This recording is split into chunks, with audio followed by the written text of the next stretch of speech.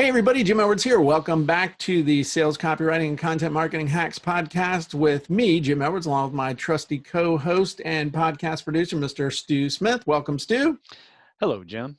Today we have for you episode number 84. That's like Chopped. You ever watch Chopped? Have you ever seen that show where they compete in different rounds and they got to make something really cool out of all these crappy ingredients? And they always say at the end, "Chefs, today I have for you," when they present their final minute, I have for you today, episode 84, where we're going to be talking about the continuation of our series for the newbie to go online. Not last time, but time before last, we did tools and resources. Last time we did target market. This time we're going to talk about your funnel business model. What are you going to sell? How do you sell it to make money? And how does it flow? And all kinds of groovy stuff. Or unless Stu's changed that on me, that's what we're talking about. No, I have not. In fact, a little recap from podcast 80, 81, 82, 83, and now 84, we have kind of focused on the world of self-employment for the online entrepreneur. 80 was accountability and adaptability in today's world of self-employment. 81 was part one of the online business starter kit, where we just came up with a big, synopsis of here's all the stuff you need to do.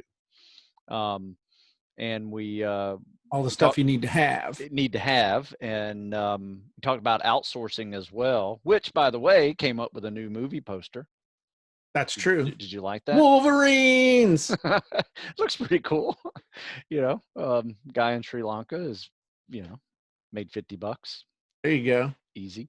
And then we did online starter kit number 2, which was, what was your that target one? Market? Your niche, your native niche market. It was solely on outsourcing.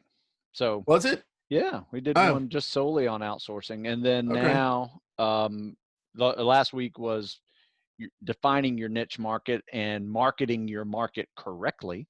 There you go. A little bit about that. And now, what are we going to talk about?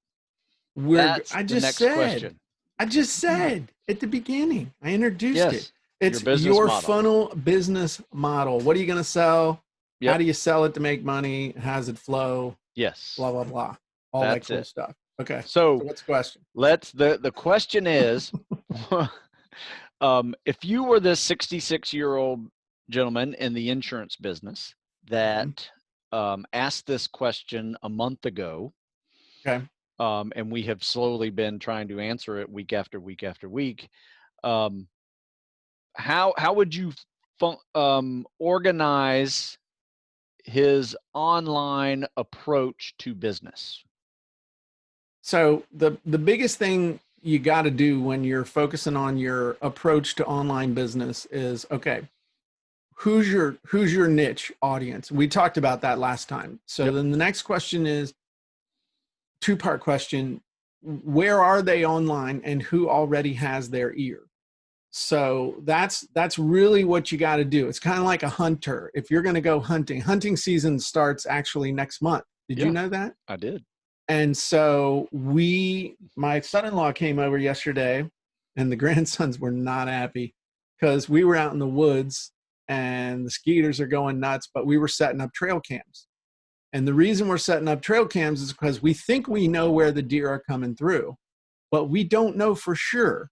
So we have to put up trail cams to see where the deer and the turkeys and all the other stuff are actually going, so that we can be there to say hi to them, like Bambi's mom at the beginning of the film. So I'm not saying I'm going to do anything other than watch the wildlife. Just watch them. Yeah. Just watching them. It's fun. So that's the same thing. If you want to go hunting and you go to the wrong spot in the woods where Bambi, Thumper, and Flower and all of his buddies are not hanging out, your chances of whacking one of them are really, really slim to none.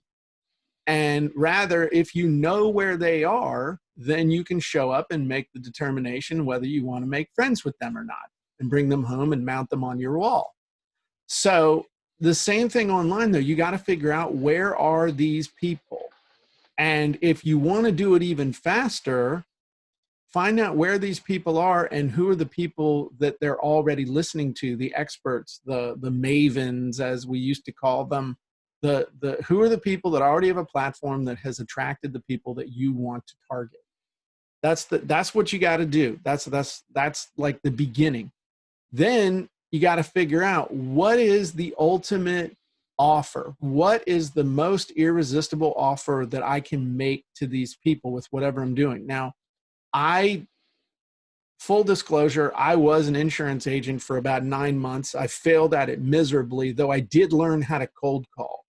And I got really, really good at calling people I didn't know on the phone at dinner time, annoying the crap out of them and getting them to allow me to come over to their house. I was really good at it. And I cashed in on it a year later when I was in the mortgage business, 2 years later when I was in the mortgage business. And that skill came in mighty, mighty handy, but I digress. The point, though, is I don't know exactly what he can offer through the internet or what products he is selling. So it's hard for me to give a definitive answer. I also know that insurance and financial planning and all that other stuff is heavily regulated, and making people promises and all this other stuff is that's tough. So figure out whatever the offer is that you're going to make to people in this area, your target audience around insurance.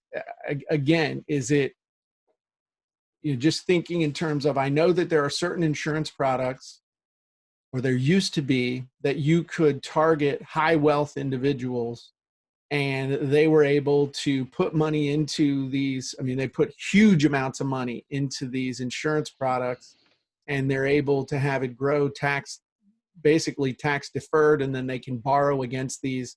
And in a high tax environment like we have now, it's a big deal. So, maybe he's going after a product like that, make an irresistible offer around that to high net worth individuals, find someone or a company or people who already have those people, and figure out, in the financial planning world, a way they used to market those types of products, or market any insurance product or financial planning product, is they would get a list of people. They would buy a list of people, high net worth individuals. They would send them an invitation to a dinner presentation. You would go, they'd serve you a steak dinner, and you went to a restaurant, they served you dinner, and then there was a presentation. There was a seminar. Well, if you take away the steak, that sure sounds like a webinar. Yeah. And so in again, today's world, that's what he's looking for. That's what he's looking for. He's looking to do more training like that with people online, because people don't even want to go into his office. Right. So what do they want to do? What do they want to learn? What is the result that they want to achieve? And then what can you teach them to show them how to achieve that result? And that becomes your webinar. And you can use the perfect webinar if you want to sell them into something, or you can use some kind of a masterclass wizard or the dynamic presentation wizard.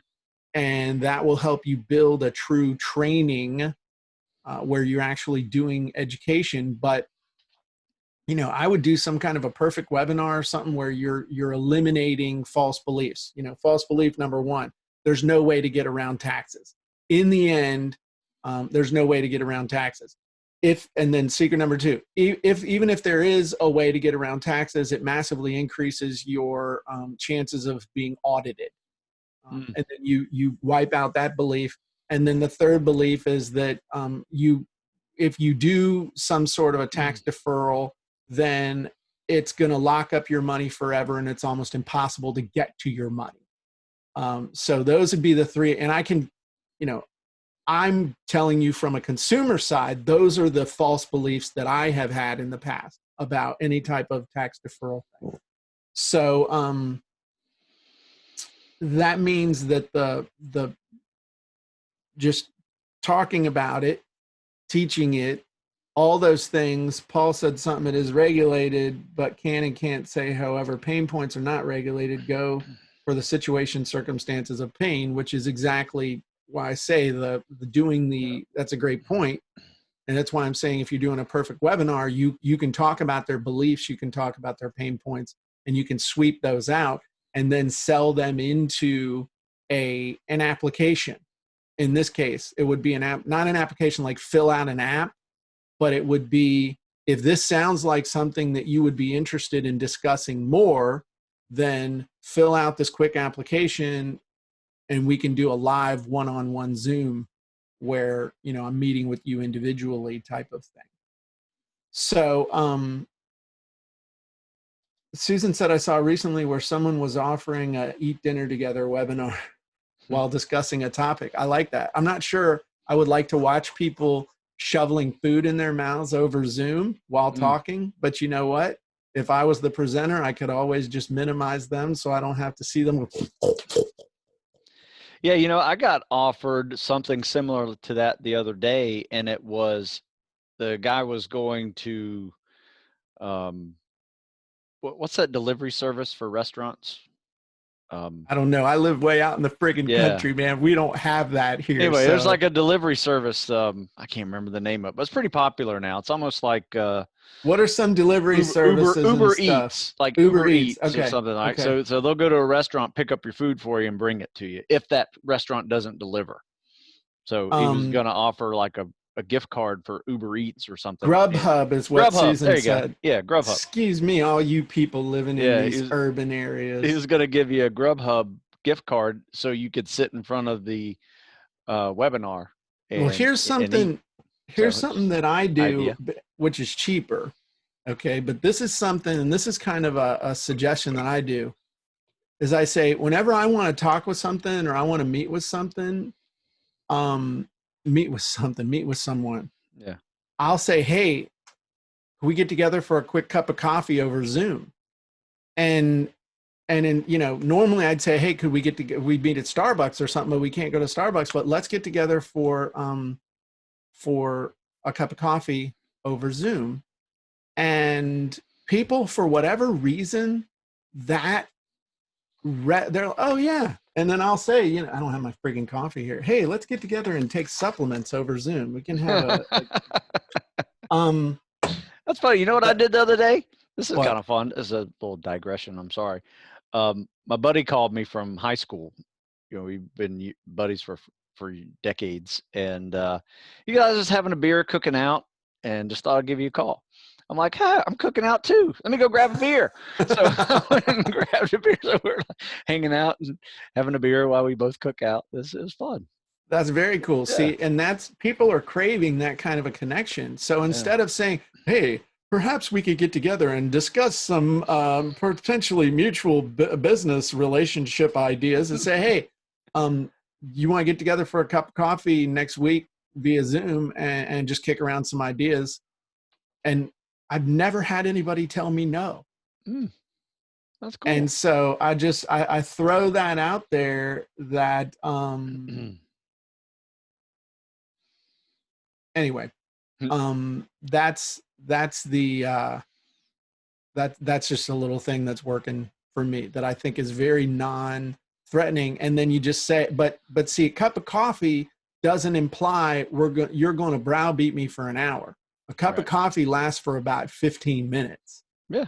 So that's the other thing. And so, anyway, my point though is that, and I do have one, when you think about what you're going to sell, after that, once you've figured out the irresistible offer, what is the irresistible offer going to be for these people? Then the next question is, okay, what's the fastest way to get them the result? Meaning, do you need to teach them something? Do you need to show them something? Do you need to do something for them, with them? And that's going to dictate whether it's a class, whether it's a tool, whether it's a blueprint, whether it's coaching, whether it's consulting, whether it's just a done-for-you service, which everybody now calls an agency. That's if you're doing so, I got an agency. That means we do stuff for people, okay? Just, you're hiring me to do something, but I call it an agency. It's just annoying, sorry. It's just all these new words for the stuff. And I looked it up. I can't remember, but in the Bible it says, there's nothing new under the sun. There is not. Okay, we were doing stuff. The coaching.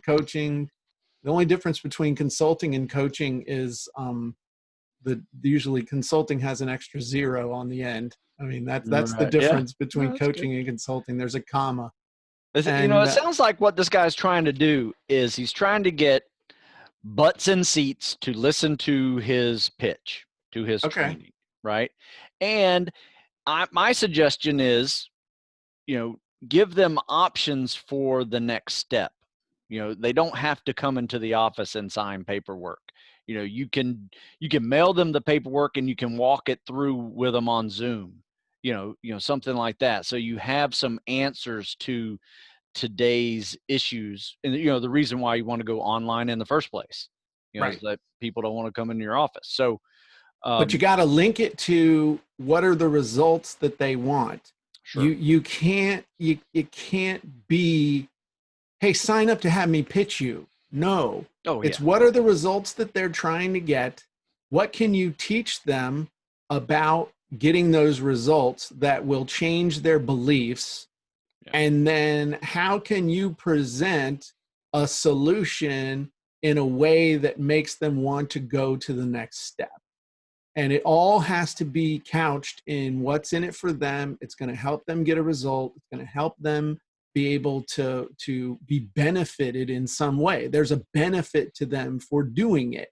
And you do it in a non-threatening way, and you do it in a way that makes them go, yeah, that's me. That's what I want. And that makes perfect sense. And let me sign up for this before they run out of spots. You know? Yep. So that's again, you got to put a little bit of brain power into it and figure out what exactly, how do you adapt that principle that we've just talked about there to your business. But most people never really think in terms of what is the actual result that I give people that they want. It's like, I've got this stuff that I need to sell, and so I sell insurance. No, you sell security, you sell peace of mind, you sell tax deferred growth. You sell, it's the advantages, and what's the advantage of that? What's the emotional payoff? That's what you're selling. And then you flip it around and you're like, 3 ways to grow your money tax free or tax deferred that won't result without triggering an IRS audit. Whew, That's that's that's huge. that's big right there, man. That's big. Yeah, I like That's a that. good one. I like that too. Um, that's actually a really good headline. Now, I whether like it's legal to use that or not, I don't that. know. And I really don't have to care because I come with a disclaimer, which, don't listen to me for anything unless I'm giving you veterinarian advice on how to choose a veterinarian. So, oh, thank you. Carlin says that's from Ecclesiastes. There's nothing new under the sun. I need to Good make quote. me a little card out of that. Yeah, I like that. So I think we've beaten this one to death, Stu. Bring us home. Yeah, my deal on this one is I admire the gentleman who wants to evolve with his business. He's probably been selling insurance for quite some time and doing it the regular way, Right. right? But your answer to what does it do, not what it is, right? Right. I think of an insurance guy as like, yeah, he sells insurance, but he does so much more. You're so right on that. So take that, educate your market on exactly what you do, because you don't just sell insurance. You got to educate your market on that by doing some form of online webinar, website, or presentation somewhere if you want to do that locally. And then just offer them options to get them in the store or into your facility, whether it's you do an online option, and do it over to the Zoom or maybe even FaceTime. People have iPhones. You can do that. So, Yeah. yeah. There's so many different options you can take with it, but the goal of being an online coach is the same as being a local coach. If you really think about it, you just have some new tools that Yeah. require a little bit of foresight and understanding. And one of the things that I think people do is that they see these new tools and they think that there are new rules to go with the new tools. The principles never change. The principles of educating people, changing their beliefs, talking about what they want, understanding the results of that they want in their business, leveraging other people who already have the platform that you want to take advantage of, helping people to get those results the fastest way, either with tools or doing it with them or for them, or teaching them, showing them the path, giving them the roadmap. All of those things are keys to using these tools to do things faster and applying them and learning how to apply those principles. But those principles don't change. Those principles of interacting with people, responding to what they want, that none of that stuff changes. Right. And it being sensitive to that and saying, okay, but then also you have to learn how to use those tools to apply the principles. I'm not minimizing it and saying there's no learning curve, but you have to think in terms of the principle of evaluating people's needs, of understanding the results they want, of phrasing and framing things in a way that gets them excited and makes them want to find out more. None of that's changed. That's why that we both got excited about that headline, because we understand the principle of, whoa, that would get some people paying attention to what I had to say. I love that, without triggering an IRS audit. That's because whenever you're teaching somebody something new in the financial world, that's the number one thing that a high net worth individual worries about, is that sounds great, but is that going to get me audited? And that's, that's a key fear. So anyway. Yeah. Okay. Well, that's all we got. So if you would like to improve your ability to write copy to tell people about your amazing, irresistible offer, please pick up a copy of Copywriting Secrets at copywritingsecrets.com. It's absolutely free. I just ask that you pay a small shipping and handling, and you get a real physical book that will help you understand how everyone can use the power of words to get more clicks, sales, and profits, no matter what you sell or who you sell it to. Available at copywritingsecrets.com. And Stu, if people would like to get into amazing shape, no matter what their current level of fitness, where can they go to find out more about what you do? Hey, just put a fitness and a .com after my name, StuSmithFitness.com. Can't beat it. There you go. Stu helped me get in amazing shape and got me a lot more self-esteem in the same time. So everybody have a great day, and we'll talk to you soon. Bye-bye.